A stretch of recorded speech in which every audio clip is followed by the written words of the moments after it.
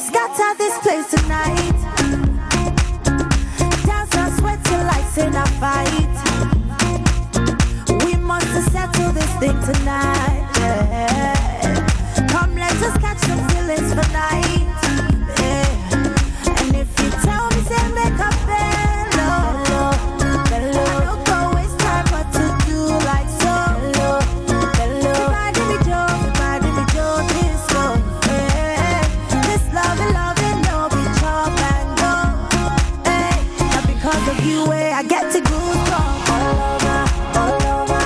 This feeling got me falling. All over. Get tired of something they do me for body, oh. All over. I make we spend this money, oh. All over. Hey, now because of you, I get to go strong. All over. This feeling got me falling. All over. Get tired of something they do me for body, oh. All over. I make we spend this money, oh. All over. This one I Julie and Romeo. Original of Bungalow Bobo.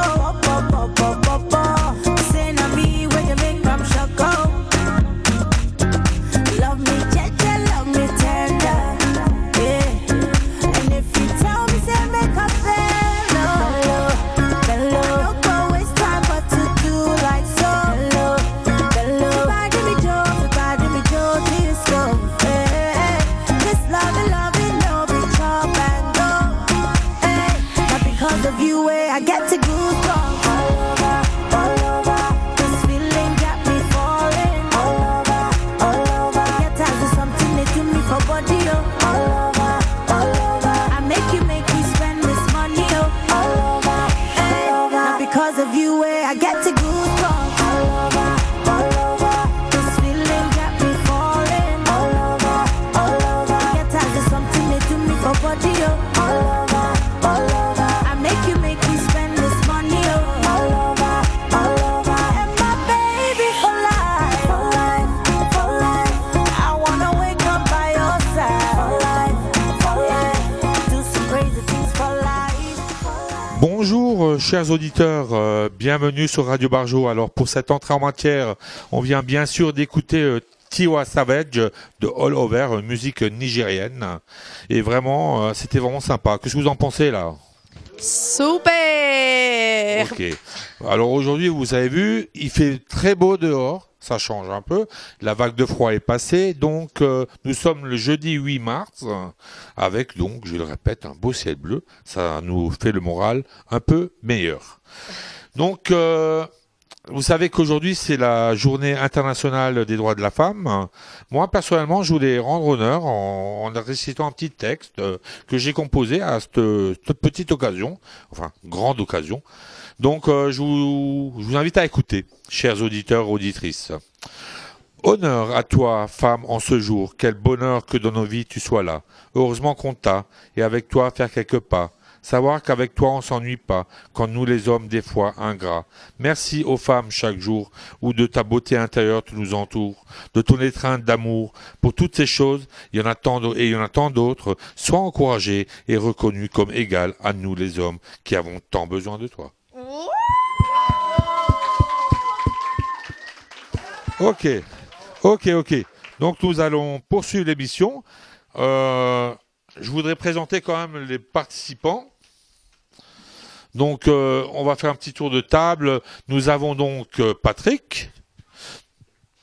Tu dis bonjour, voilà, je m'appelle Patrick. Nous avons Hassan. Bonjour, je m'appelle Hassan. Tout à fait. Nous avons Virginie, c'est ça ? Oui, c'est ça. Bonjour, moi c'est Virginie. Bonjour, c'est Gilali. Bonjour, c'est Rajastri. J'ai écrit quand même. Voilà, bonjour, c'est Ursula. Bonjour, je suis Harmonie. Moi, c'est Jérémy. Bonjour, moi c'est Stéphane. Bonjour, moi c'est Robert. Bonjour, moi c'est Evelyne. Bonjour, c'est Fabien. Bonjour, c'est Estelle. Bonjour, c'est Géraldine. Moi, c'est le fantôme, celui qu'on voit pas.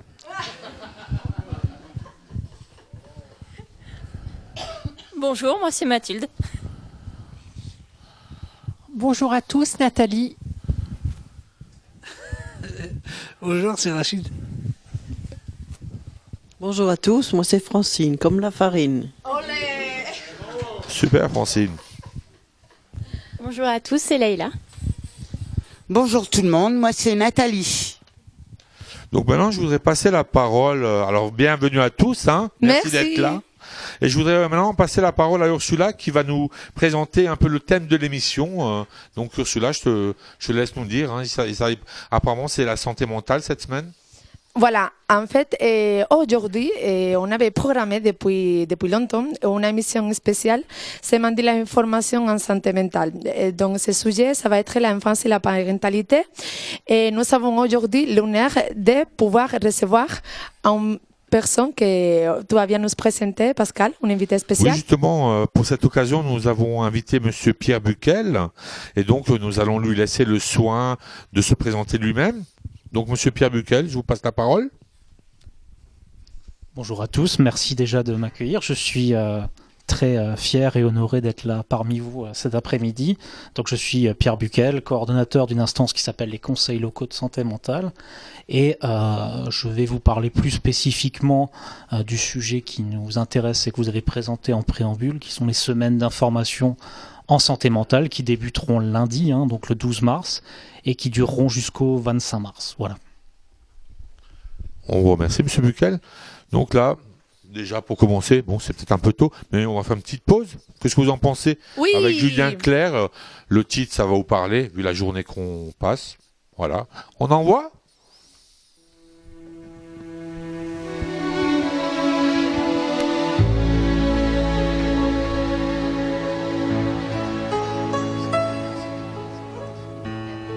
Quelquefois si douce, quand la vie me touche, comme nous tous, alors si douce,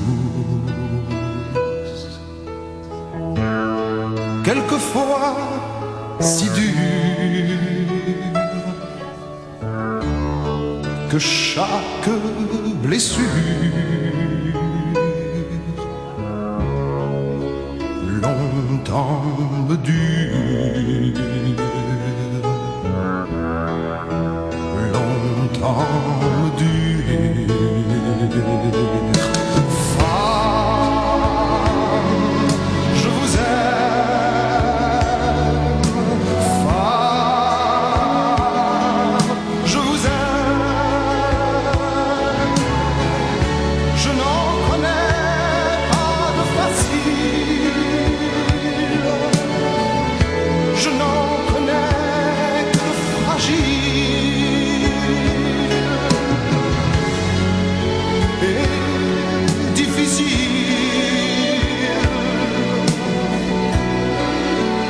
Oui, difficile.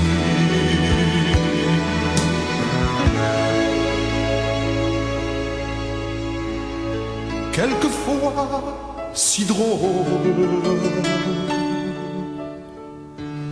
sur un coin d'épaule.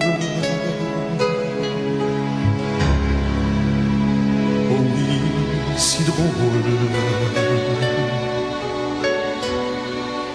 regard qui frôle. Quelquefois si seul, parfois elles le veulent. Oui, mais si seul. Oui, mais si seul. Ah,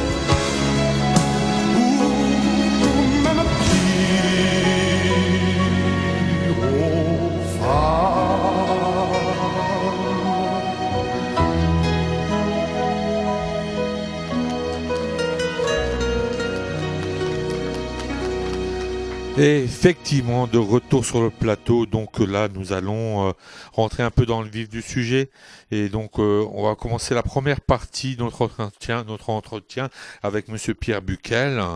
Donc je vais lui poser un certain nombre de questions et il va lui-même, avec le plus grand soin qui lui est propre, nous répondre bien gentiment. Ok, donc la première partie de cet entretien, c'est donc la présentation de la semaine sur l'information de la santé mentale. Alors, Monsieur Buckel, je vais vous poser une première question. Pourrez-vous nous dire votre rôle au sein du système de la santé mentale à l'Eurométropole de Strasbourg ? Mon rôle est, comment dire, je dirais que mon rôle, il part d'un constat. Le constat de départ, c'est au jour d'aujourd'hui, les personnes sont accompagnées, etc., souvent par des institutions, des trucs, des machins, qui communiquent assez peu finalement les uns avec les autres, qui ont tendance, mais ça c'est une tendance naturelle de l'homme, de l'être humain à proposer un service et la personne doit se conformer à cela.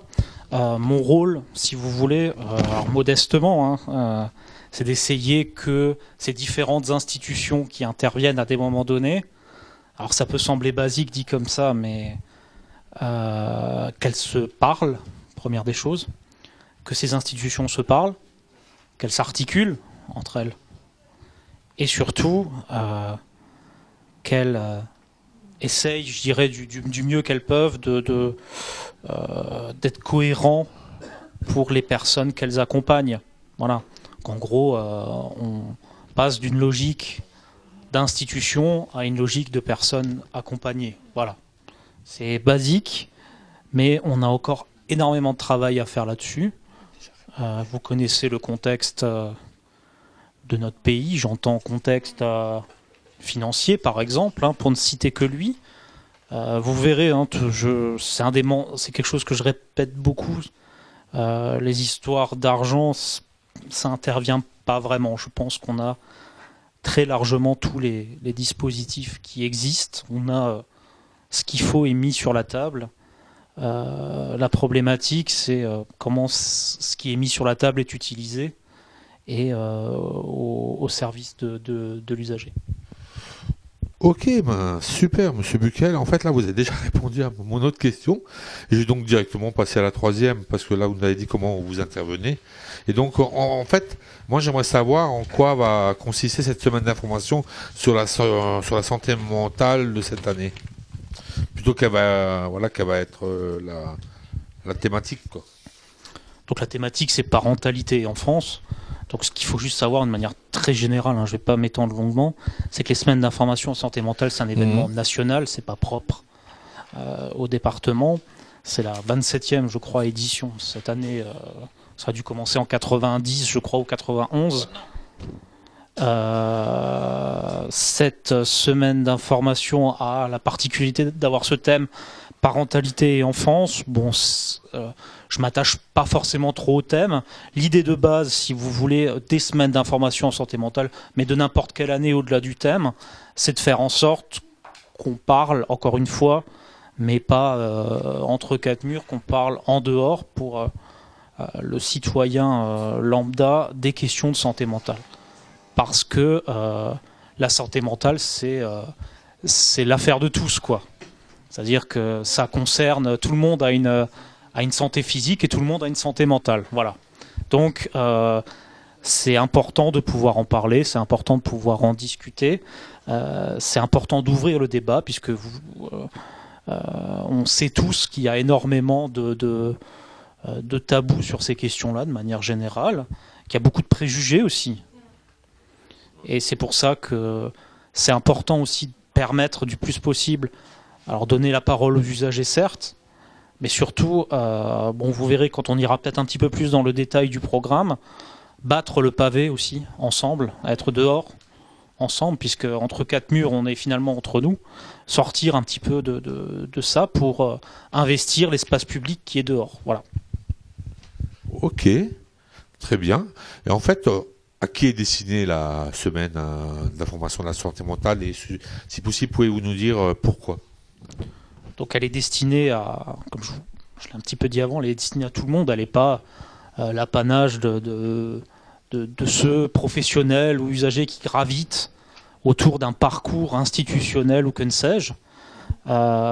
C'est vraiment utiliser ce qui existe, des films pour dessiner débat par exemple, de montrer que la santé mentale, elle est tout autour de vous au quotidien, elle est là partout, elle intervient sur les questions d'emploi, elle intervient dans le logement, elle intervient bien sûr sur le soin, elle intervient de manière sociale aussi pour l'inclusion sociale, elle intervient aussi au niveau de la culture, du sport, ça intervient partout, cette question de santé mentale, vous la retrouvez dans l'ensemble de manière globale, dans l'ensemble des thématiques de la vie de chacun, voilà. Et super. En fait, vous savez que là, vous êtes chez nous, à Radio Barjo, mais j'aimerais quand même vous poser la question, quel autre moyen de communication utilisez-vous pour la diffusion de la semaine d'information de la santé mentale? Alors, pour être tout à fait honnête, je me sers beaucoup des autres. Ce qui est bonne chose. Ce qui est logique. Je suis...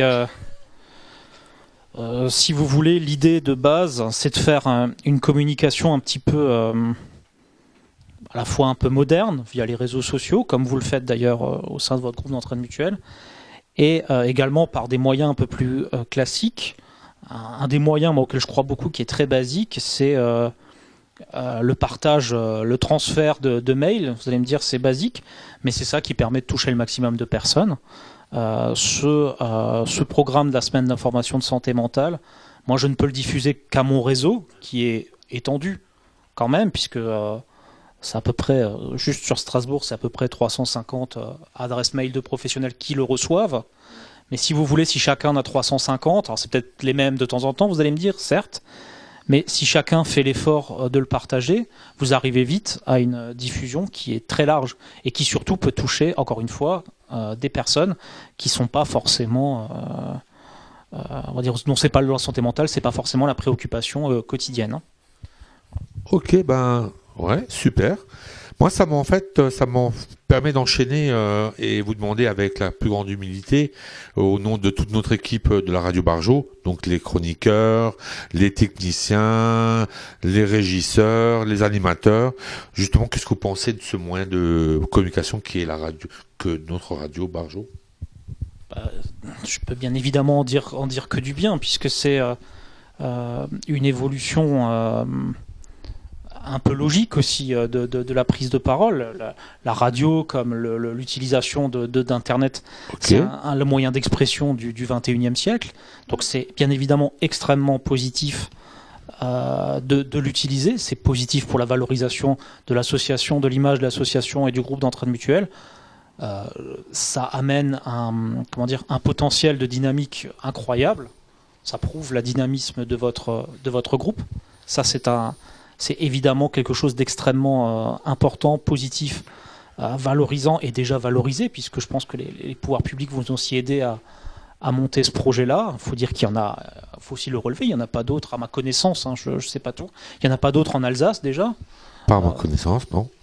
Voilà, donc rien que ça, c'est déjà un dispositif d'innovation. On a l'exclusivité pour l'instant. Voilà, c'est très intéressant ce côté innovant. Après, bien évidemment, moi, mon rôle aussi derrière pour vous aider, puisque participer, c'est très bien.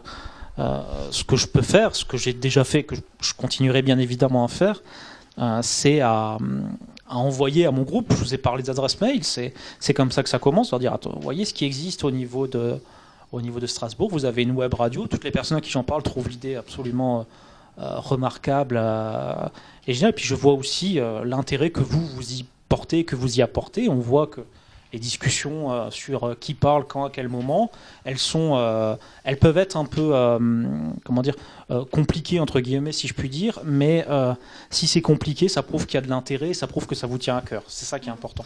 Et moi, je pense que c'est constructif. Voilà.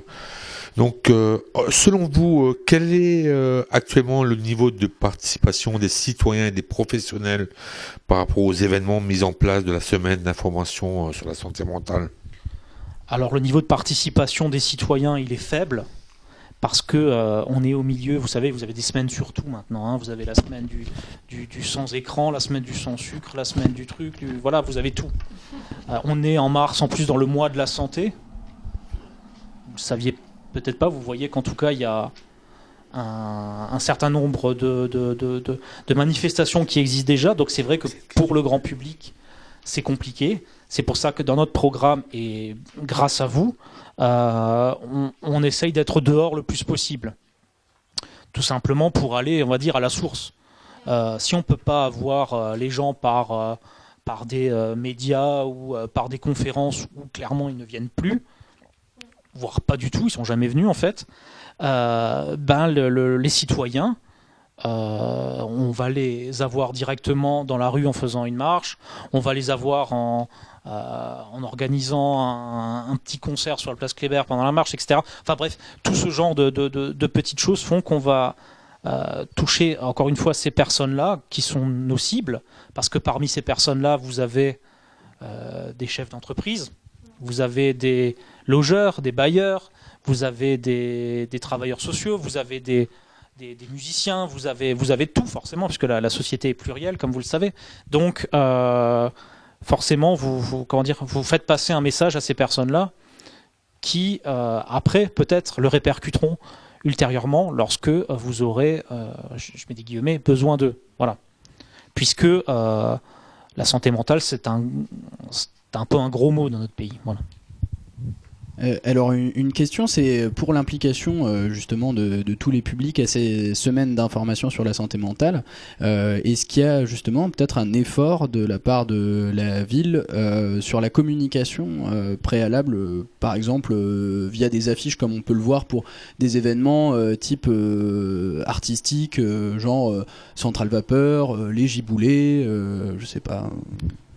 Alors en fait, on a aussi... comment dire, ce qui est intéressant au jour d'aujourd'hui, c'est de le faire nous-mêmes aussi. Ça, c'est plus valorisant que de passer forcément par des professionnels institutionnels. Après, la ville participe, bien évidemment, apporte un soutien logistique de tous les instants. Moi, j'avais finalement pas fini ma réponse parce que j'ai parlé des citoyens, j'ai pas parlé des professionnels. Je dois quand même noter, puisque ça fait quand même 6 mois qu'on prépare ça avec des membres du groupe d'entraide mutuelle, avec aussi les infirmiers de l'équipe de réhabilitation qui sont derrière moi, qui font un boulot assez fabuleux tous ensemble au quotidien. Il y a un niveau d'implication des professionnels qui est important. Ce sont des vraies préoccupations pour eux, et je dirais que c'est important aussi pour les professionnels de sortir d'un quotidien qui n'est pas toujours évident, parce qu'on rentre dans un train-train, on rentre dans des difficultés du quotidien, et de temps en temps, on a tendance à essayer de résoudre les problèmes et à oublier l'aspect promotion de la santé, si je puis dire, de dire voyez aussi ce qu'on est capable de faire, voyez ce qu'on a fait. Je pense que ça, c'est aussi un des axes, mais ça, dans les hôpitaux notamment, on le sait, on a tendance à vouloir résoudre des problèmes plutôt que de montrer ce qu'on a fait de positif. On a encore, je pense, un gros axe de progression sur la promotion de ce qu'on fait et sur la communication de manière générale. Mais ça, ce sont des habitudes. Voilà. Après, la santé mentale, historiquement, ça évolue lentement. C'est comme ça. Bon, quel est le lien créé entre la culture et la thématique santé mentale ? Alors, vous verrez dans le programme, pour ceux qui l'ont lu, il y a beaucoup de choses qui sont en lien avec la santé mentale. Vous avez par exemple, alors je vais quitter Strasbourg, je vais aller à Molsheim, vous avez une série de scénettes qui sont organisées par les usagers de la psychiatrie à Molsheim, par exemple, pour ne citer que ça. Donc le lien là, il est évident. Le théâtre, etc. C'est des choses que vous faites probablement aussi. Alors on a perdu, c'est dommage cette année, on aurait bien voulu les garder maintenant qu'ils sont en première division. On avait un partenariat avec le Racing Club de Strasbourg, on avait voilà. Bon, on l'a perdu pour une bonne cause puisque c'est pour les enfants malades des hôpitaux de Strasbourg. Donc ce qui atténue un peu ma déception, même très fortement. Autre chose. Il y avait la SIG, il y avait le Racing, là il y a malheureusement plus grand chose, voire rien du tout, mais voilà, ça tourne. Les partenariats doivent aussi tourner, on peut pas rester. Moi j'ai confiance, moi ça va revenir. Oui, je pense que voilà, c'est aussi important que que vous soyez acteur, participant des manifestations qu'il peut y avoir, dans la mesure de vos moyens à vous aussi, puisque vous avez aussi bien sûr vos emplois du temps, mais c'est important quoi, que vous puissiez y participer. Après, le lien entre la culture, on le connaît tous, hein. La culture, ça permet de s'évader, de manière générale, ça permet aussi d'oublier un quotidien pas toujours rose, quoi. Donc, évidemment, la culture participe au bien-être mental. Voilà. La question sur la culture, elle allait au-delà, je pense, de la consommation culturelle, mais aussi de la représentation, parce que on sait que la santé mentale, elle a une visibilité auprès du grand public qui passe beaucoup par notamment les films ou je sais pas, la culture de masse, on va dire. Et du coup, puisque Strasbourg c'est une ville qui a aussi une direction de l'audiovisuel et du cinéma assez importante, hein, qui finance beaucoup de films, etc. Est-ce qu'il y a sur le temps long des rapports entre la direction de la santé et la direction de la culture, par exemple, et peut-être pendant les semaines d'information sur la santé mentale, est-ce que c'est un moment justement où questionner les représentations de la santé mentale dans la culture? Alors c'est vrai que pas forcément au jour d'aujourd'hui. Je vous avoue qu'on est déjà dans notre petit groupe à essayer de progresser d'année en année. Il faut aussi qu'on soit en capacité de suivre. Je vous cache pas que pour moi cette année ça a été très très difficile parce que la semaine d'information en santé mentale c'est bien évidemment qu'une infime partie de mon travail. Là je pourrais largement y consacrer un temps plein, mais c'est normal parce qu'on y est très proche en termes de temps. Mais ce qu'on se doit aussi, je pense, pour tous, c'est de faire des choses qu'on soit capable après d'assumer, qu'on soit capable de faire vivre. Il est évident que l'intérêt des élus, alors, pour Strasbourg Marche pour la santé mentale, par exemple, mon élu de référence, qui est que le docteur Feltz, que peut-être beaucoup d'entre vous peut-être connaissent, qui est adjoint au maire à Strasbourg en charge de la santé, c'est une manifestation qui lui tient particulièrement à cœur, parce que, vous le savez probablement, je vous le redis ou vous le dis le cas échéant, c'est un fervent défenseur du lien entre la santé et l'activité physique. La marche notamment, on n'est pas tous obligés de courir 20 km tous les jours, mais l'activité physique, même basique. Donc c'est vrai que la marche, ça a du sens. Et puis il y a le côté quand même solidaire, social. Il y a ce genre de choses. Et puis voilà, il y a le côté, on est sur la place Kléber. On n'est pas noyé parmi tant d'autres. On est là, non pas pour s'afficher, c'est pas du tout le but, mais on est là pour délivrer un message très calme et très dire voyez, on est là, on est parmi vous. Et pourtant ce que je tiens à dire aussi, et c'est important pour moi de le dire aujourd'hui, je suis assez je vais peut-être faire un mauvais parallèle, mais il faut que je le fasse quand même. Regardez par exemple la manière dont les personnes qui sont atteintes du VIH ou du sida, ça comment le regard de la société a changé dessus. Je me rappelle quand j'étais tout petit, fin des années 80, on pouvait considérer ça comme une honte, une déchéance, etc. Ça voulait dire que vous étiez un tel, vous vous mettez dans des cases. Vous avez, ce sont des usagers, c'est personne d'autre, des militants, des gens convaincus, qui ont réalisé des actions, souvent un peu coup de poing d'ailleurs. Vous avez un film en ce moment qui en parle visiblement très bien, 120 battements par minute, qui ont permis déjà que le débat puisse rentrer dans l'agenda médiatique, si je peux l'appeler comme ça. Et vous avez eu après les sites d'actions, etc. Et aujourd'hui, on parle pas de quelque chose... le regard de la société est extrêmement bienveillant sur ce type de pathologie, alors qu'il y a 20 ou 25 ans, on était plutôt sur le pan inverse. Voilà. Ce que je veux dire, c'est que ce qui me désole un peu, c'est qu'au niveau des médias, j'ai l'impression un petit peu inverse. C'est-à-dire que lorsque vous avez quelque chose qui arrive, type attentat, fusillade, ce que vous voulez, on a constamment, je trouve ça effarant, constamment besoin de préciser que la personne a des antécédents, lorsque c'est le cas, c'est bien sûr pas tout le temps le cas, mais même si c'est pas le cas, il y aura une présomption dessus. Vous regardez, quand il y a quelque chose, vous tomberez forcément dessus. Ce qui est clairement pour moi une très très grosse problématique qu'il faut infléchir à long terme. Voilà. Ok, merci beaucoup. Là, c'est déjà beaucoup plus clair pour cette première partie qui se termine. Donc, je vous propose de faire une petite pause musicale avec mes cadeaux.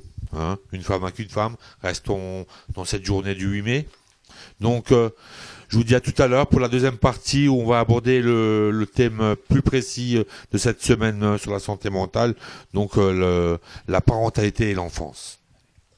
Avec notre invité, bien entendu. Deux femmes qui se tiennent la main. Ça n'a rien qui peut gêner la morale. Là où le doute s'installe,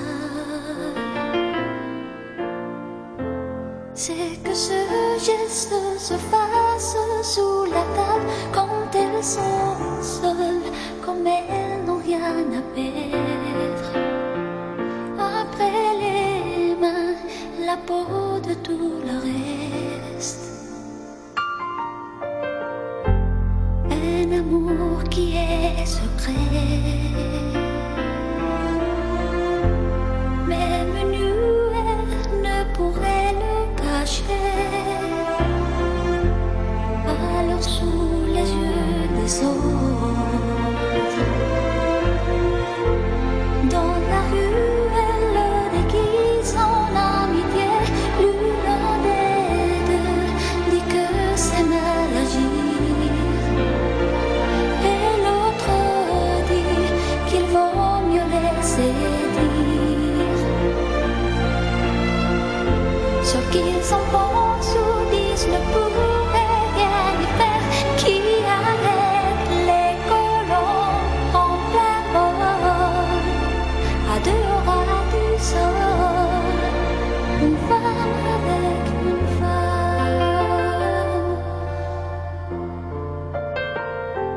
Je ne veux pas les juger,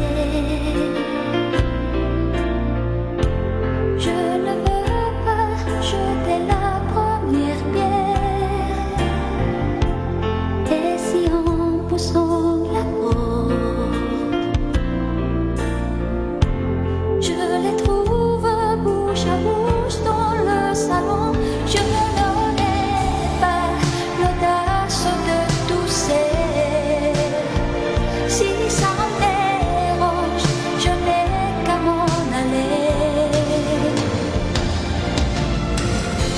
Avec mes pierres, elles construiraient leur forteresse qui arrête les colombes en plein vol, à deux ras du sol, une femme avec une femme.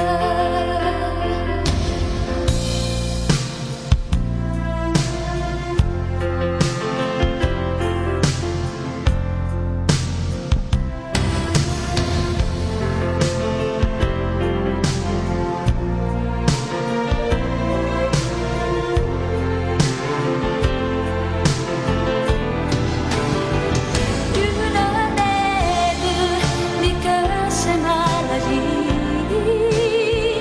et l'autre dit qu'il vaut mieux laisser dire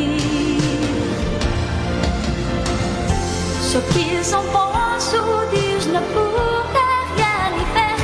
Qui arrête les colombes en plein vol, à deux ras du sol, une femme avec une femme. Oh, oh, oh. Qui arrête les colombes en plein vol, à deux ras du sol, une femme avec une femme.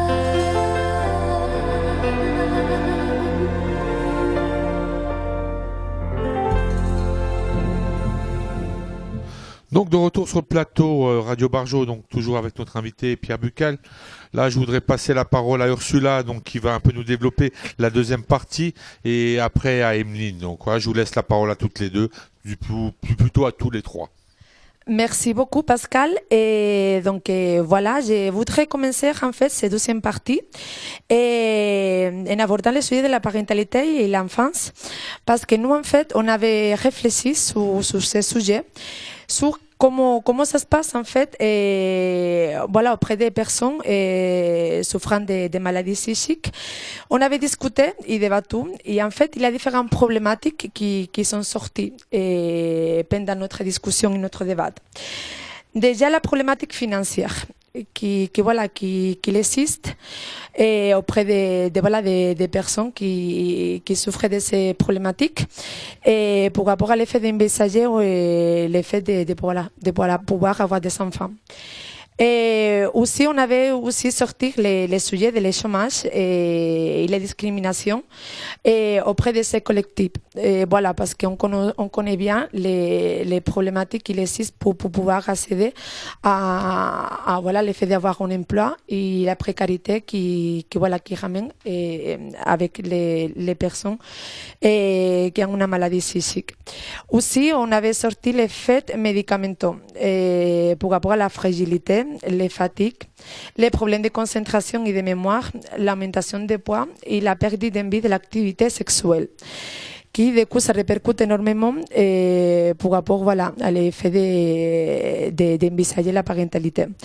Et aussi, il ne faut pas oublier les préjugés qui conditionnent la projection de la parentalité, la stigmatisation qui existe auprès des maladies psychiques et voilà, la frustration en fait qui peut engendrer la capacité de pouvoir créer une famille. Le fait qu'on peut se sentir dans ces fragilités n'est pas forcément pouvoir être toujours soutenu et du coup ça peut créer en fait une frustration pour ces personnes.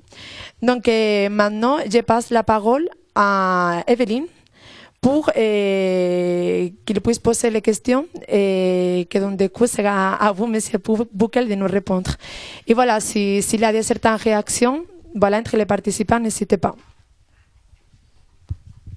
Merci Ursula. On avait donc préparé cette émission et une question revenait souvent, c'est celle-ci. Pourriez-vous nous préciser quel type d'accompagnement existe aujourd'hui pour favoriser la parentalité aux personnes atteintes de troubles psychiques ? Alors, ça va dépendre, je dirais, de la définition que vous entendez de parentalité. Je ne suis pas un expert des définitions, mais si vous pouviez peut-être juste préciser ce que vous entendez par parentalité de manière générale. Hein. C'est juste que je puisse préciser, parce je vous dis, il y a beaucoup de choses qui existent. Hein. Ben, en fait, est-ce qu'il existe des structures vers lesquelles se tourner lorsqu'on envisage d'avoir un enfant et qu'on a un handicap psychique pour être accompagné, pour savoir... vous voyez ? Alors là, franchement, vous me posez un peu une colle. Oui. Vous me posez un peu une colle, mais c'est une vraie question que vous posez là. Parce que c'est compliqué quand on a un handicap psychique et qu'on se pose la question. On ne sait pas si on sera capable de... Il y a plus de questions que quand on n'a pas de handicap psychique, en fait. C'est sûr. Après, je dirais que vos interlocuteurs un peu naturels peuvent être des interlocuteurs que vous pouvez interroger sur ces questions-là, ceux que vous avez peut-être...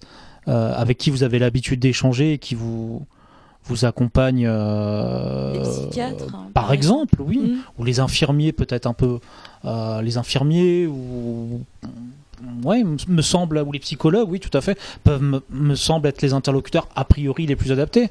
Après, en dehors du soin, parce qu'il n'y a pas que ça, bien évidemment, vous avez votre propre famille aussi, hein, qui peut être, qu'il faut surtout pas oublier. Vous avez, il y a l'association de famille aussi, qui est l'UNAFAM par exemple. Voilà. Après, c'est vrai qu'on peut demander l'avis d'un psychiatre, par exemple, mais comment sont-ils informés, ces professionnels soignants, sur ces solutions, sur les solutions qui existent? Est-ce qu'ils sont à même de nous dire oui, non, pourquoi pas? Je pense pas, parce que c'est vrai que, pour reprendre votre exemple, le choix d'avoir un enfant, c'est déjà un choix personnel. Il y a déjà une notion après, avant la notion de capacité, il y a la notion d'envie. Est-ce qu'on veut un enfant? Est-ce qu'on a déjà un conjoint ou une conjointe? Est-ce qu'on a après envie avec elle? Après, la capacité, je dirais, elle est liée en effet à des choses plus médicales. Oui. Pour lesquels il y a des spécialistes en gynécologie, etc. Ça me semble peut-être un petit peu plus simple lorsque la cause serait éventuellement médicale. Après, pour les questions, je veux dire... Moi, je pense qu'il faudrait qu'il y ait des structures pour rassurer ces personnes-là qui... Quand on est en couple, quand on souhaite un enfant qui a un handicap psychique, je trouve qu'il n'existe pas vraiment de structure qui prend en compte cette problématique. Probablement, mais comment dire, l'handicap psychique n'est pas une particularité pour avoir un enfant. C'est une particularité que vous avez. Après, à mon sens, c'est mon humble avis, je vous donne pas un avis de professionnel, je vous donne un avis d'être humain. Ça doit pas vous bloquer. Je veux dire, le fait d'avoir un handicap psychique, bon ben voilà, vous l'avez, ça doit pas vous empêcher de vivre comme ça bloque. Bah, ça bloque, oui, ça vous bloque alors. Oui. Mais dans l'absolu, ça peut ne pas vous bloquer. D'accord. C'est pas forcé, je ne veux pas dire que c'est vous qui vous mettez cette barrière, mais un petit peu quand même.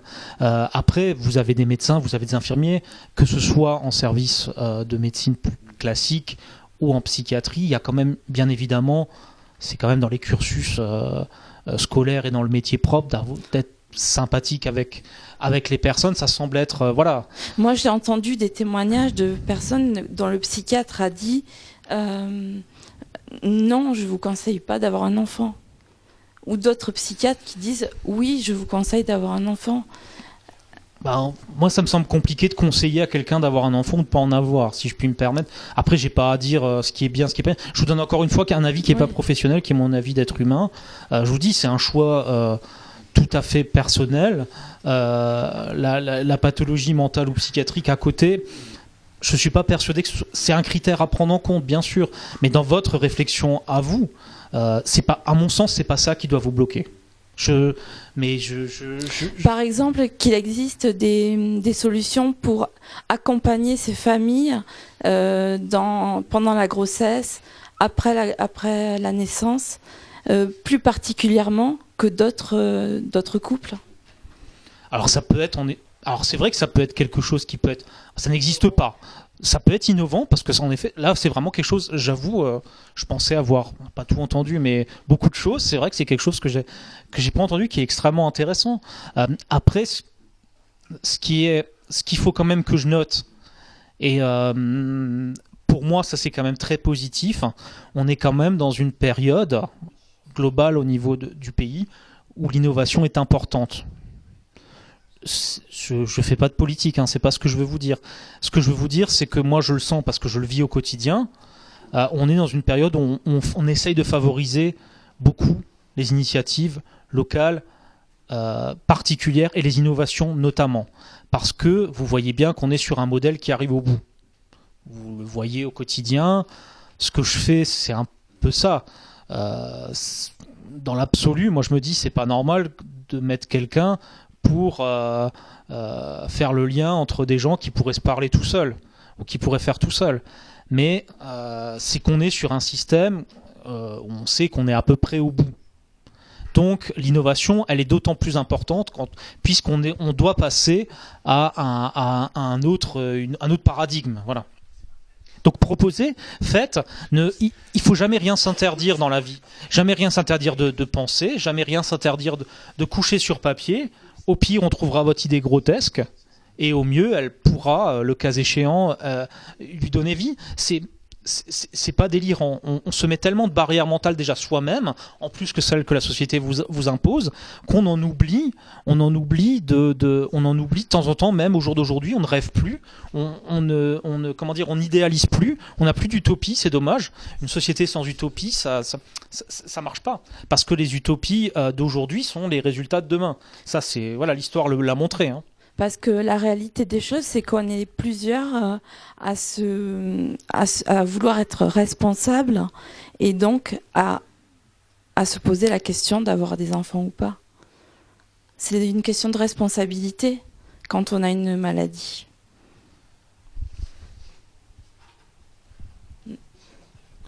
Oui, après c'est la responsabilité que peut se poser tout le monde. Je veux dire, moi j'ai 2 enfants. Il est évident qu'avant qu'on décide avec mon épouse d'avoir des enfants, et c'est le cas de tout le monde, on s'est posé la question, est-ce qu'on sera des bons parents? Ces questions-là, rassurez-vous, vous n'êtes vraiment pas les seuls à vous les poser. Je comprends qu'elles soient peut-être un peu plus intensives, ces questionnements pour vous, mais c'est le même questionnement pour tous. Est-ce qu'on sera ceux qui ne se questionnent pas sur le fait s'ils seront de bons parents ou pas? Quelque part, c'est déjà un petit peu compliqué pour eux. Je pense que rien que le fait de se poser cette question, c'est quelque chose d'assez positif. Ça veut dire que vous ferez attention à votre enfant. Ça, c'est évident. Sinon, vous ne poseriez pas cette question. Le fait de se la poser, c'est, à mon sens, un indicateur plutôt positif. Ok, donc voilà, je reprends la parole. En fait, moi, je voudrais quand même inviter tous les autres participants, parce que là, c'est un sujet très intéressant et compliqué et délicat et sensible. Donc, si vous avez des questions à poser à M. Pierre Buckel, plus précises, n'hésitez pas, on fait passer le micro juste avant la pause, la prochaine pause. Oui, moi je veux parler au sujet pour répondre à la question de Evelyne. Moi je suis aussi handicapé, j'ai un handicap, j'ai un enfant de 17 ans et je sais qu'il existe une structure sur Brumat qui s'appelle Mère Enfant. Et ça, c'est des femmes qui ont plus confiance en elles, qui sont parfois qui n'ont pas voulu peut-être l'enfant ou qui veulent l'abandonner. Et là-bas, il y a des spécialistes, médecins psychiatres, puéricultrices et ceci, cela. Alors, il y a des structures, mais c'est pas tout à fait, voilà quoi. Alors pour dire à Evelyne, il y a des structures qui existent, Mère Enfant, quoi, à Brumat, à Lipsan, qui est à côté du pavillon Sainte-Barbe. Et c'est des unités où il y a des enfants, allez, on va dire de 0 à 2 mois, jusqu'à l'âge d'1 an. Voilà. Moi, ça me fait plaisir d'entendre l'avis de M. Burkel à ce sujet. C'est vrai que c'est un choix à nous personnel entre mari et femme d'avoir un enfant. Ça ne veut pas dire qu'on a des problèmes psychiatriques, que l'enfant aura les mêmes problèmes que nous. Moi j'ai 2 enfants, j'ai une fille de 25 ans et un fils de 17 ans. Moi, mon problème psychiatrique, c'est crise d'angoisse, crise d'épilepsie, j'ai fait des crises de confusion, mais ça ne m'a pas empêché d'avoir des enfants. Je ne regrette pas, au contraire. C'est un choix personnel, vous avez tout à fait raison, M. Burkel, c'est un choix personnel. Moi, j'ai demandé l'avis à mon psychiatre. J'ai dit voilà, si une personne, un couple, une personne qui a une maladie mentale assez lourde, est-ce qu'il peut avoir des enfants? Il m'a répondu, si le mari n'a pas de maladie mentale, ils peuvent avoir des enfants. Mais ils sont suivis par des spécialistes. J'ai vu une émission, il n'y a pas longtemps à la télé, sur les enfants un peu turbulents. Donc les parents, ils les placent dans une association. Donc il y a des animateurs, des infirmiers, donc qui s'occupent de ces enfants. Les parents, ils ont le droit de voir leurs enfants, leur parler. Et c'est vrai que moi je dis que c'est un choix personnel. Chacun a droit, on a droit d'avoir des enfants. Je connais des personnes qui sont handicapées physiques, qui sont en chaise roulante et qui ont des enfants. À un moment donné, laisse-moi juste terminer, Monsieur Pascal. Voilà, juste pour terminer, qu'à un moment donné, il y avait ce sujet là-dessus. Et donc, ces personnes handicapées physiques, ils ont aussi droit d'avoir des enfants. Voilà.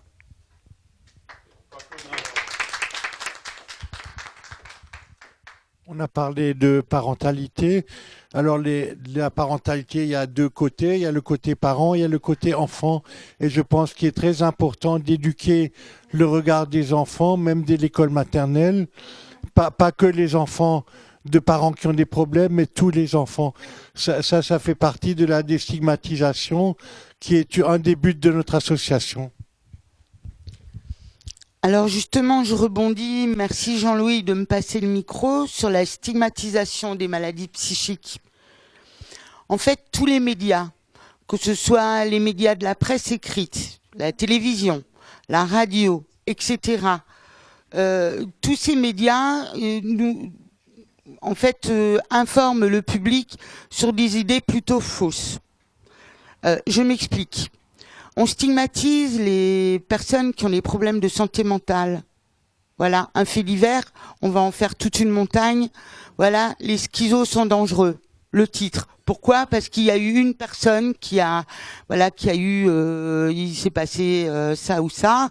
On stigmatise la santé mentale. Nous, notre rôle, donc je me présente, je suis infirmière au centre de jour de réhabilitation de Strasbourg qui dépend de l'Epsan-Brumat. Nous, notre rôle, c'est effectivement de faire des actions de déstigmatisation auprès du grand public, en commençant par les écoles, comme tu l'as si bien dit, Jean-Louis, en allant dans les lycées, dans les IFSI, à l'ESTES, dans les pôles emploi, dans la rue, comme la marche santé mentale qui aura lieu, pour juste rappeler les choses, le 22 mars, ce 22 mars, rendez-vous 10h, place à Eurométropole, voilà. Ah oui, c'est vrai que c'est le tram Place de l'Étoile et le tram Étoile Bourse, pour ceux qui sont intéressés. Voilà, donc tout ça, toutes ces actions de déstigmatisation apporteront une petite pierre à l'édifice qui participera effectivement, excusez-moi, je suis un peu enrouée, à monter le monument. Et si chacun d'entre nous on apporte des petites pierres à l'édifice, ma foi, on essayera de déstigmatiser la santé mentale et de donner surtout de l'information, parce que, pour conclure, les gens qui ne connaissent pas en ont peur.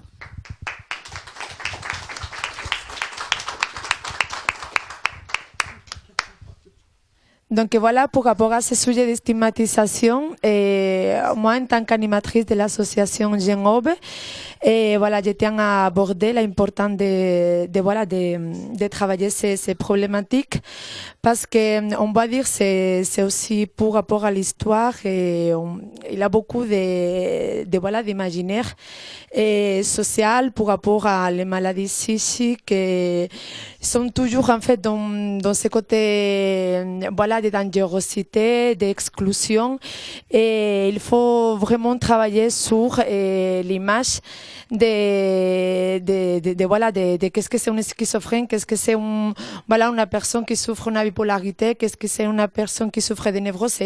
Ça peut être des personnes comme les autres, c'est chacun dans sa particularité, et on va dire que cette radio essaie de pouvoir donner une autre image, un autre côté créatif en fait aux personnes qui ont fait cette radio Barjo. Donc voilà, je vous invite à faire la pause musicale. Donc oui, ok, Ursula, on va faire la pause musicale pour après aborder un sujet sensible sur la perspective, l'avenir, la constance de toute cette problématique.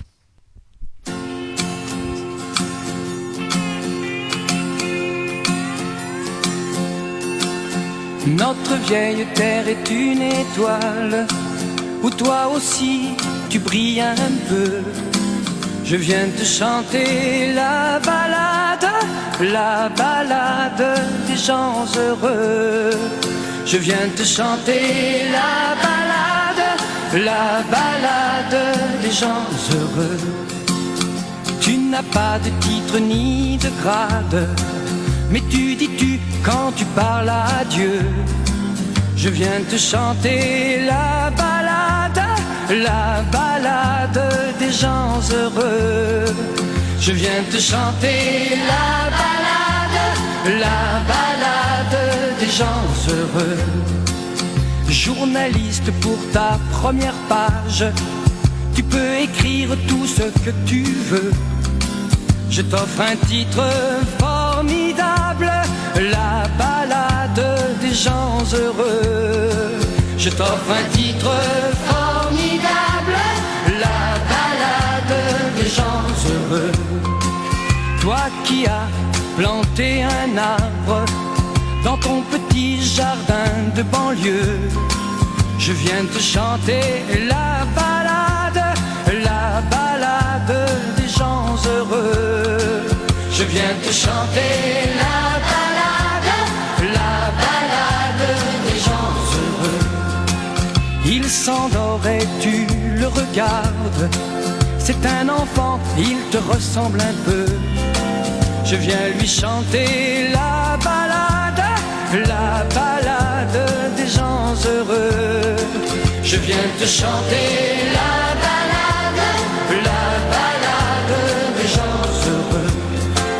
Toi la star du haut de ta vague, descends vers nous, tu nous verras mieux.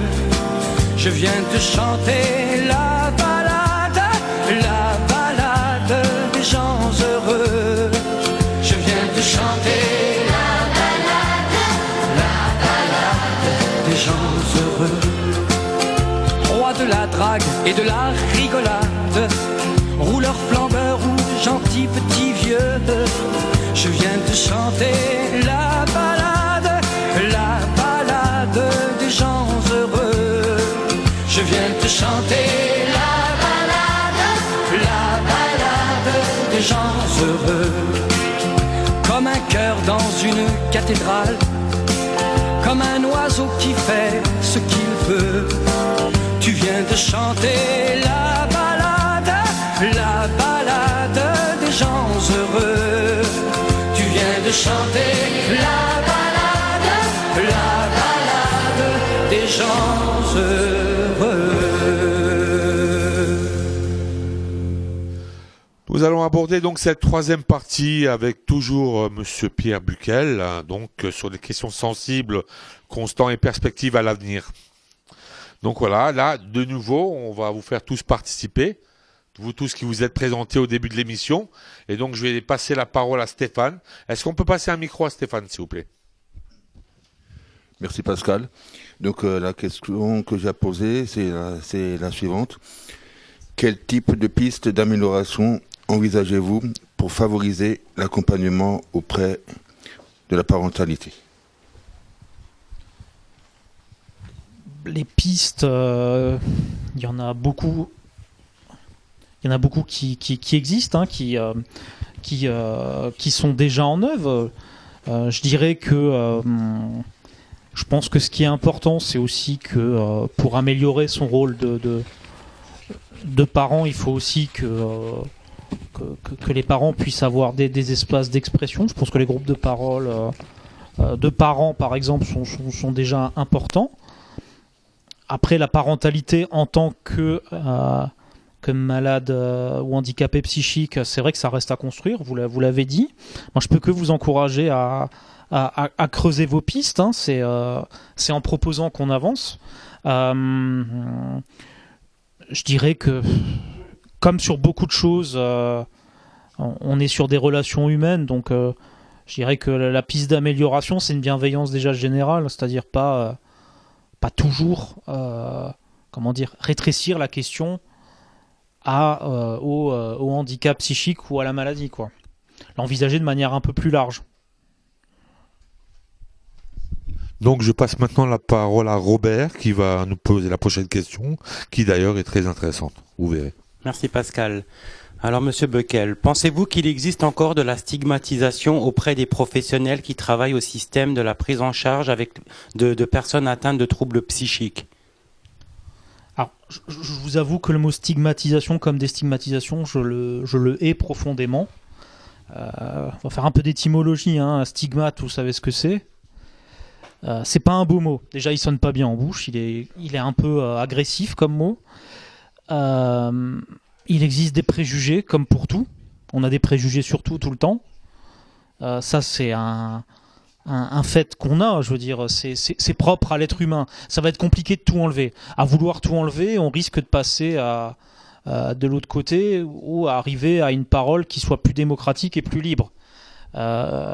On est quand même, au jour d'aujourd'hui, dans un monde où la démocratie n'a pas forcément le vent en poupe. On a plutôt tendance à polisser son langage, qu'il soit propre, pas bon.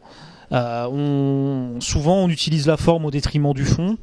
Alors oui, il existe bien sûr des préjugés au niveau des professionnels. Après, ceux que je peux côtoyer au quotidien, ils essaient d'être extrêmement bienveillants, mais ils doivent aussi faire avec les contraintes qui sont les leurs, avec leurs humeurs qui sont les leurs, parce que vous n'avez pas des robots en face de vous.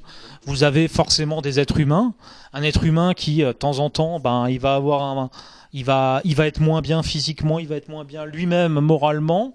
Il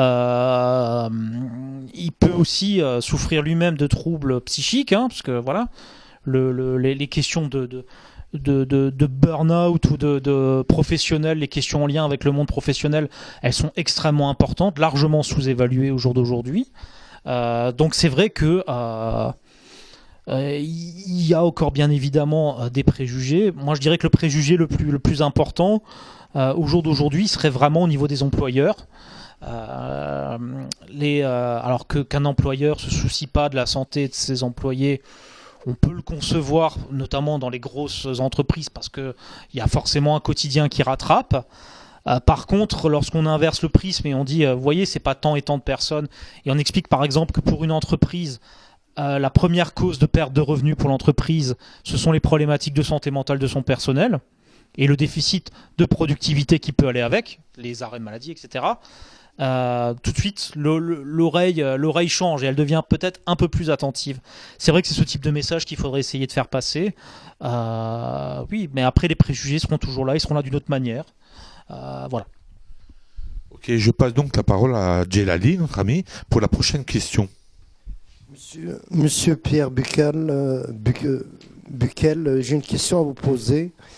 La France est l'un des pays qui consomme plus de médicaments. Pensez-vous qu'en France, la prise en charge auprès des personnes souffrant des troubles psychiques devient très médicamenteuse sans favoriser des méthodes alternatives? Je vous demande la parole, monsieur Buckel. Oui, alors sans faire le procès de qui que ce soit, parce que ça m'intéresse pas, il est évident qu'il existe des méthodes alternatives qui sont sous-exploitées au jour d'aujourd'hui. Je vous ai parlé par exemple du sport santé sur ordonnance. Moi je pense que c'est une innovation tout à fait fondamentale, même pour la santé mentale, puisqu'au jour d'aujourd'hui sur Strasbourg, si vous avez un problème cardiovasculaire, de tension, etc., vous pouvez votre médecin peut vous prescrire des séances de sport adaptées, qui souvent ont des effets tout aussi positifs que des médicaments. Ça s'est prouvé universitairement, si je puis dire. Néanmoins, il faut que vous ayez des problèmes cardiaques pour y avoir droit. Vous ne pouvez pas, du fait de votre pathologie psychiatrique, pouvoir avoir ça. Et bon, le sport, ça peut coûter cher, la licence, etc. On le sait tous. Donc, c'est vrai que ça, c'est par exemple une des méthodes alternatives qui serait intéressant de pouvoir développer, même à l'échelle de la métropole de Strasbourg, qui est innovante sur ces questions-là. Une autre chose qui moi me tient beaucoup à cœur, qui fait aussi débat dans les institutions de santé mentale, mais qu'à mon avis, on arrivera un jour ou l'autre, ce sont le remboursement par la sécurité sociale des consultations de psychologues libérales. Au jour d'aujourd'hui, il faut avoir dans sa poche 60 € pour avoir accès à une consultation de psychologue, où là, le psychologue ne vous donne pas de médicaments. Il fait un travail de thérapie avec vous, sur la base de méthodes qui lui sont propres. J'ai du mal à comprendre pourquoi on n'y est pas encore, bien que je sais que voilà, c'est des choses qui progressent, on a des expérimentations qui sont menées pour les rembourser. Moi, je suis à titre personnel intimement convaincu du bien fondé de pouvoir rembourser ce type de séance, et que la sécurité sociale y gagnerait à plus long terme. Et surtout, ça permettrait d'avoir en effet une méthode alternative à la médicamentation qui, si elle va vous guérir d'une certaine manière, ou en tout cas atténuer les troubles, va peut-être pas résoudre le fond. Enfin voilà. Ok. Donc le débat se poursuit. Nous allons maintenant entendre Virginie pour la question suivante. Virginie. Oui. Alors, pour la marche de la semaine d'information en santé mentale, nous avons vu que l'année dernière, il n'y avait pas beaucoup de participation de la part des professionnels de santé. Pourquoi pensez-vous qu'ils n'ont pas participé ? Et selon vous, Et selon votre prévision, pensez-vous que cette année, il y aura plus de participation des professionnels en psychiatrie et ou en santé mentale? Alors, bon, je permets de nuancer un petit peu le propos parce que j'ai des professionnels à côté de moi qui ont participé, je peux vous le dire, de la manière la plus active possible à la chose. Après, c'est vrai que le corps médical, par exemple, c'est pas du tout mobilisé, ça c'est un fait. Mais après, moi, dans le fond, ça me dérange pas qu'il n'y ait pas de ponte. C'est pas le but, si vous voulez. Le but, c'est pas forcément qu'il y ait 15 000 personnes et que ce soit le truc de l'année. C'est pas ça l'objectif. C'est pas l'objectif non plus qu'il y ait Je pense que c'est vraiment propre à chacun, la marche. Moi, je préfère qu'il y ait plus d'usagers que plus de professionnels. Parce que, malheureusement... c'est quand même vous qui le vivez au quotidien, quoi. Les professionnels, ils sont là pour vous épauler. Une marche, elle est organisée, enfin, elle est co-organisée entre le GEMOP et le conseil local, mais c'est quand même une marche des usagers. Donc les professionnels sont là avec. Je peux vous dire que les professionnels des 3 hôpitaux psychiatriques étaient là, par exemple, mais les infirmiers. Alors on les connaît peut-être un peu moins que les médecins, etc. Mais ils sont tout aussi valeureux et ils y ont mis l'énergie nécessaire. Ils ont rameuté du monde. Vraiment, enfin pour moi, il manquait pas de professionnels. Peut-être du monde médical, certes, mais entre vous et moi, mais encore une fois, c'est un avis personnel. Je préfère que les psychiatres consultent à l'hôpital plutôt que marchent tous, quoi. Parce que, à mon sens, c'est vraiment leur rôle. C'est là où ils sont le plus efficients. C'est votre marche. Et sachez que voilà, ils vous soutiennent moralement dans tous les cas.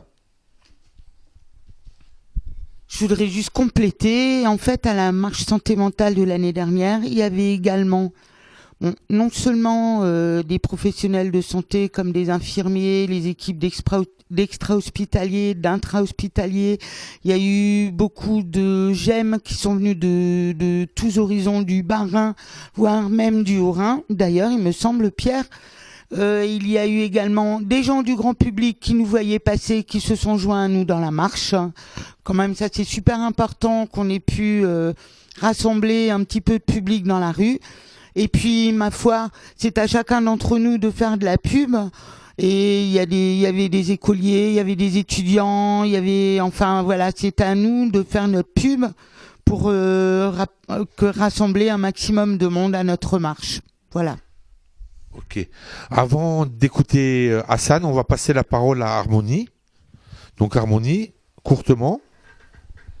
Donc j'ai participé à cette marche, ça fait 2 ans que j'y ai participé 2 fois et c'est vrai qu'effectivement j'ai pas vu des professionnels suffisamment. Pierre Buquel, vous dites que c'est pas aux professionnels de venir, c'est à nous les usagers de faire des efforts, mais je pense que c'est important que les psychiatres viennent à cette marche, que les professionnels viennent à cette marche, que vous les gens, même vous Pierre Buquel, venez à cette marche.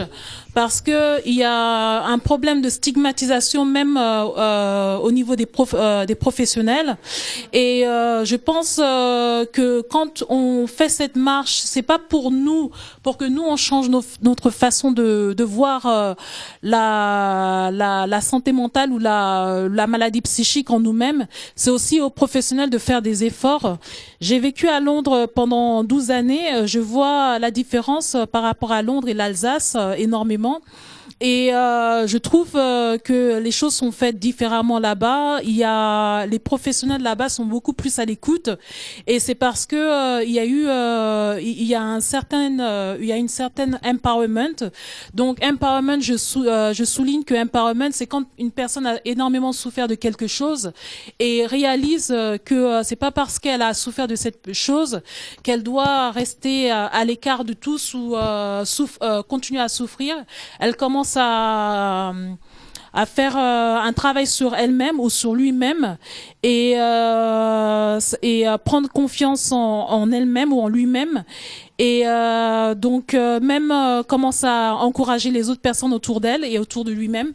Donc je pense que c'est très important que les professionnels viennent. J'espère que les professionnels qui écoutent ce show vont écouter ce que j'ai à dire, parce que je trouve que c'est pas normal qu'ils restent à l'hôpital, qu'ils consultent pendant ce jour-là quand on est tous là-bas en train de faire la marche de la santé mentale. C'est inadmissible. Et je suis pas là pour faire plaisir et pour dire aux gens ce qu'ils ont envie d'entendre. Donc j'espère que mon psychiatre va être là à la marche de la santé mentale. S'il ne vient pas, il va se faire engueuler. Ce que je veux dire, c'est finalement c'est le mot global de l'ensemble de ce que j'ai pu dire. C'est un choix personnel de chacun.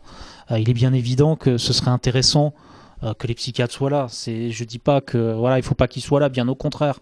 Mais il faut aussi respecter le choix qui est le leur, à mon sens, plutôt que moi je préfère, mais je le redis, pour moi c'est important, je préfère voir des usagers en début de cortège que, pardon du parallèle, mais d'avoir une manif de la CGT où vous avez tous les grands ponts devant. On n'est pas sur... on essaie justement de... Moi c'est mon propos, je suis pas là pour dire... je me mets devant ou le directeur se met devant, vous avez vu, on est avec. On n'essaie pas de faire des apparences, on essaie de faire du fond quand même un peu. Moi la marche, bien évidemment, j'y participe vu que administrativement je l'organise. Je veux dire, d'ailleurs, on ne sait pas ce qui peut arriver d'ici là. Vous savez que vous avez une grève nationale le même jour, des fonctionnaires, le 22 mars, donc on risque de se retrouver en grande concurrence avec ça. Donc de toute façon, voilà, c'est pas dramatique, mais c'est quand même un élément à prendre en compte. Donc c'est une journée de grève nationale contre. Donc voilà, bon, mais après on a quand même un dispositif qui est important, qui doit être piloté de derrière. Je veux dire, c'est pas tout de marché. Il faut aussi que les rues puissent être sécurisées, bloquées, pour que les véhicules ils bloquent pas. On n'est quand même pas dans une période où c'est facile de faire ça. On a réservé une partie de la place Kléber pour qu'il puisse y avoir un petit concert, puisque la particularité cette année, il faut aussi que je le souligne, c'est la participation très active des étudiants de la ville de Strasbourg, de leur fédération qui s'appelle l'AVGES. Ils viendront donc en nombre, je l'espère et je le pense, parce que à cet âge-là, ils ne sont pas encore bourrés trop de préjugés. La vie les construit encore, ils sont encore en phase de construction. Et du coup, c'est intéressant parce qu'ils se préoccupent de leur propre santé mentale, les étudiants. Ils ont bien compris que la compétition à outrance devait s'arrêter à un moment donné. Et donc, ils marcheront voilà, avec nous. Ok, donc je passe encore le micro à Virginie pour une autre question. Oui, alors comment pensez-vous que les dispositifs de santé mentale et communauté sont intégrés à l'Eurométropole de Strasbourg ? Alors, l'institution que je représente, le Conseil local de santé mentale, on est clairement sur un dispositif intégratif entre la ville et la santé mentale. C'est ce qu'on fait. Donner un aspect... alors communautaire, j'aime pas trop ce mot non plus, mais bon, comment dire, on essaie de traiter les choses dans la globalité. Je pense que vraiment, depuis quelques années, il y a quand même une montée en charge, si je puis dire, ou en tout cas une prise de conscience qui est importante sur ces problématiques de santé mentale au niveau de la ville, parce qu'elle intervient sur d'autres services, pas que le service de la santé. Vous avez bien évidemment les services sociaux qui en parlent beaucoup, mais pas que, les services de l'habitat, les services sociaux quelconques, etc. Donc, je pense qu'au jour d'aujourd'hui, il y a quand même une grosse prise en compte. Et il y a encore des combats à mener, pas que sur la déstigmatisation, tout ça, mais vous avez au jour d'aujourd'hui des réelles problématiques qui sont plus que de la santé mentale, qui sont de la santé publique, sur lesquelles il faut absolument qu'on se penche. Ok, nous passons donc maintenant la parole à Patrick, qui va aussi poser une question. On m'a donné une question à vous poser, donc je vous pose la question. N'y a-t-il pas un problème avec la diminution des moyens financiers de la prise en charge auprès des personnes atteintes de troubles psychiques ?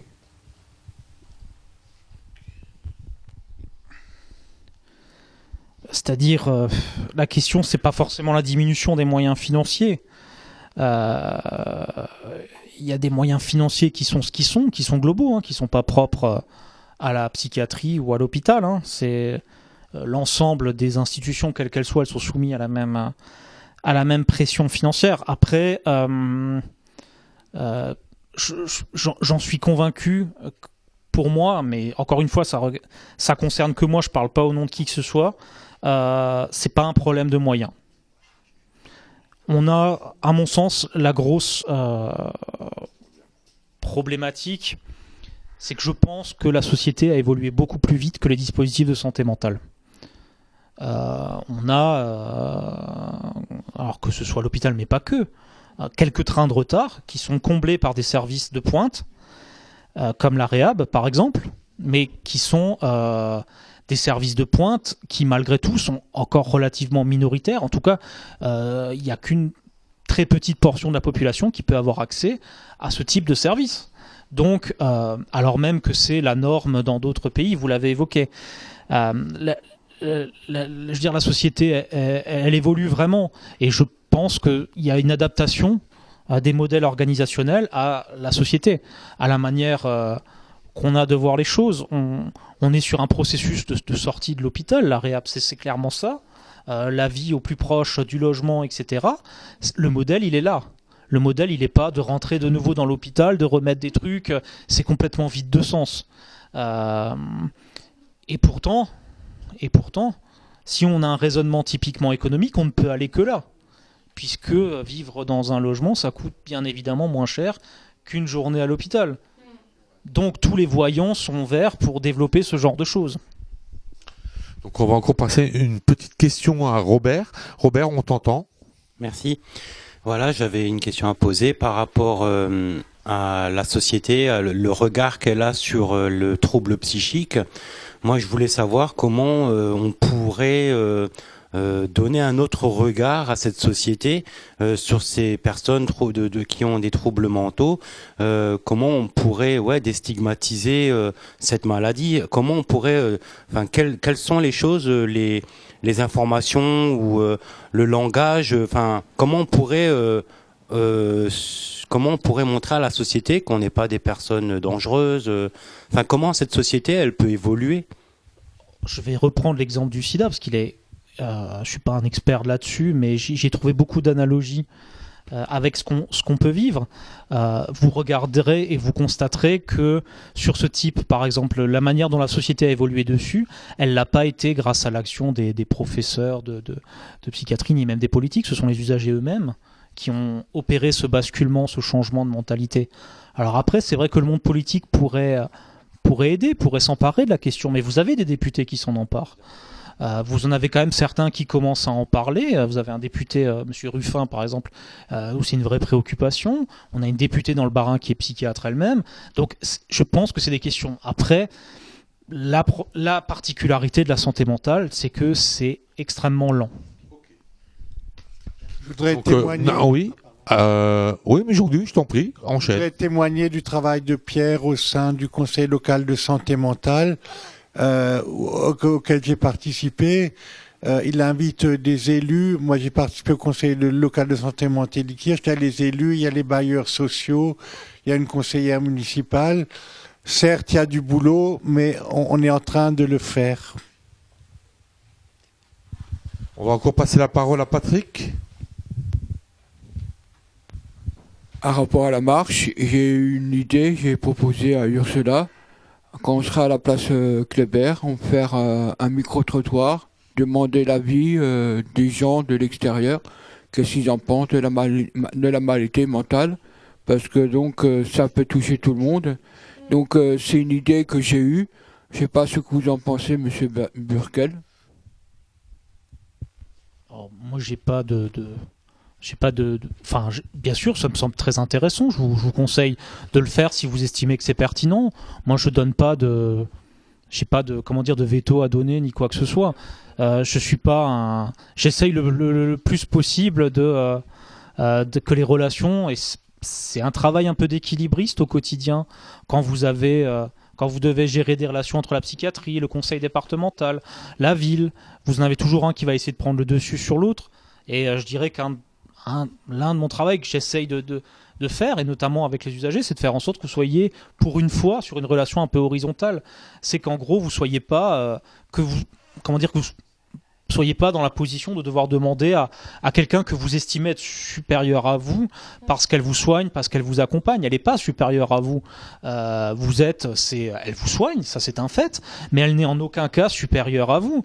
Parce que si vous n'étiez pas là, elle n'aurait pas de travail, tout bonnement. Ça ne veut pas dire que c'est votre employé non plus, mais ça veut juste dire que On est un être humain par rapport à un être humain. Il y a un être humain qui a besoin de quelque chose et l'autre qui lui apporte. Point.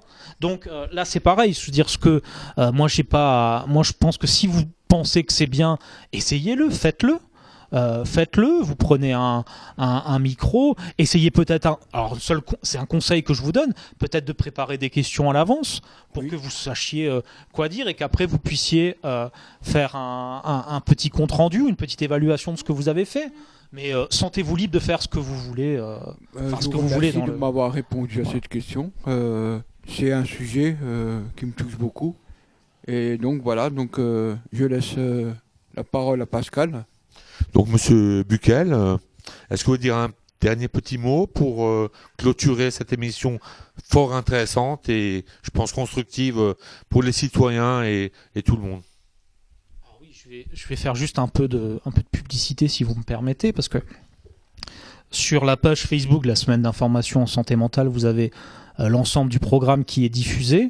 Vous pouvez aller aussi sur le site des semaines nationales des semaines d'information en santé mentale, où vous avez ce qui se passe, parce qu'on a parlé beaucoup de la marche, mais vous avez aussi des conférences avec des gens intéressants, notamment Monsieur Demassier et Yann de Robert, des entendeurs de voix, qui viendront pendant 3 jours pour une formation, mais qui nous font aussi le plaisir d'animer une conférence, ainsi qu'un café psy d'ailleurs dans vos locaux. Je pense que ça, c'est tout à fait remarquable. Ce sont des intervenants vraiment de très très haute qualité. Enfin bref, regardez le programme, regardez ce qui peut vous intéresser. On a des conférences aussi sur la phobie scolaire, sur l'hyperparentalité, parce que au-delà d'être parents, il y en a qui le sont un peu trop, qui couvrent un peu trop leurs enfants. Enfin bref, vous voyez que c'est large, c'est éclectique, on pourra en discuter toute la soirée. Moi, ce que je veux juste dire, c'est longue vie à Radio Barjo. Je remercie Monsieur Buckel. Justement, comme vous le faites, applaudissons-nous tous, à nous tous les participants. Et donc, je remercie donc la technique, le DJ, les participants et bien sûr Monsieur Buckel, à qui on peut faire une grande ovation.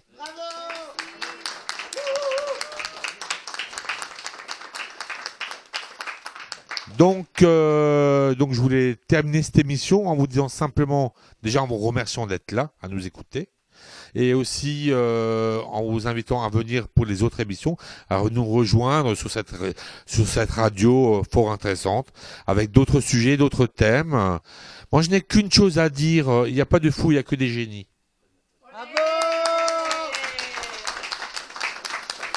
Donc, merci à tous d'avoir été là. Je vous dis à la prochaine fois et à bientôt.